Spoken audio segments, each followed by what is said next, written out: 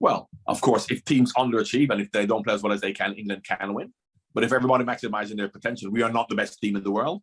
But what he has done is maximize their potential to get to the final of the Euros and get to the semi-final of the World Cup, and he can do that once again.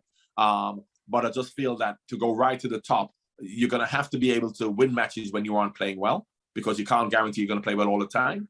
And I remember Jurgen Klopp's first couple of years at Liverpool, and I don't think that Liverpool could play badly and lose. Sorry, could play badly and win. Whereas now they don't have to outplay teams and they can still win. Whereas I don't think England can. And that has a lot to do with the mentality of the team and also the manager.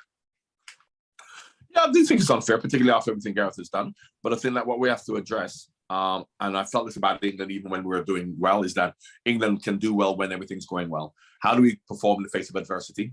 And the only adversity we came up against was Croatia in the semi-finals, when we all of a sudden lost that game because it had been an easy path for us to get there. And in the Euros, Germany was our hardest game, and this was an aging Germany side that we beat. But apart from that, we beat teams who we should beat. So what Gareth has done is he's maximized the potential of the team. He's made it consistent, notwithstanding these last 4 games. But we haven't really come up against anyone who has given us a hard time. And whenever it has, we've probably fallen at the last hurdle.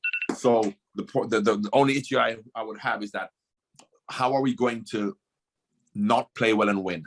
And for me, that's the hardest issue, because when we play well and we've got great players, but when things aren't going well, and there are going to be games when things aren't going well, how do we come back from being 1 down? How do we come back from not playing well?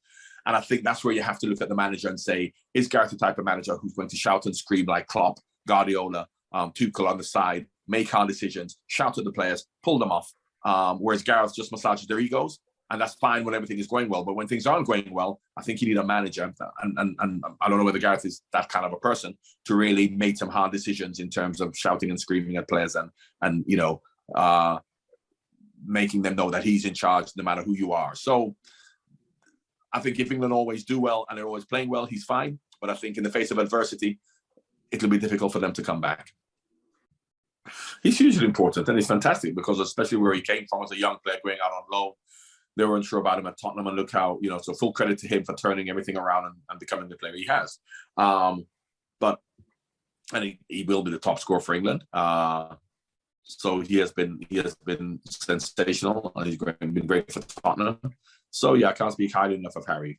He's a great example to young players who may not start off their career in the best of situations, but showed what hard work and discipline and dedication can actually do. It's a difficult one to say, to be honest with you.